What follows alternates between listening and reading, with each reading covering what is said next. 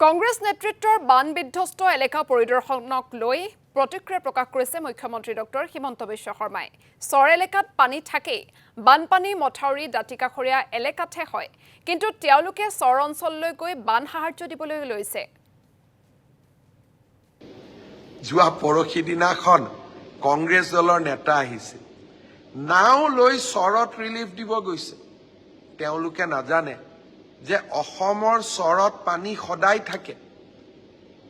চৰত বাস কৰা লোকসকলে পানীৰ মাজত বাস কৰে।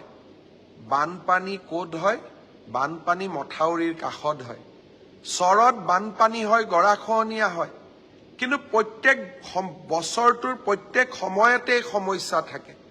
বানপানীৰ লগত সম্পৰ্ক নাই, বানপানী নাথাকিলেও চৰত পানী থাকে।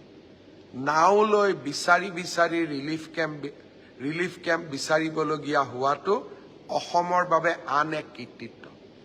আপোনালোকে জানি আচৰিত হ'ব, 2004 চনত কংগ্ৰেছ চৰকাৰৰ দিনত অসমত 340টা মথাউৰি ভাঙিছিলে।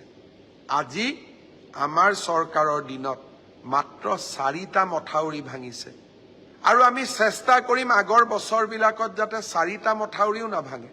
কিন্তু আজি মই কৃতিত্বৰে ক'ম যে 4টা মথাউৰিৰ ইতিমধ্যে আমি দুলীয়াজান সমষ্টিৰ মথাউৰিটো ইতিমধ্যে আমি জোৰা লগাই দিলোঁ, মাজুলীৰ মথাউৰিও আমি জোৰা লগাই দিলোঁ।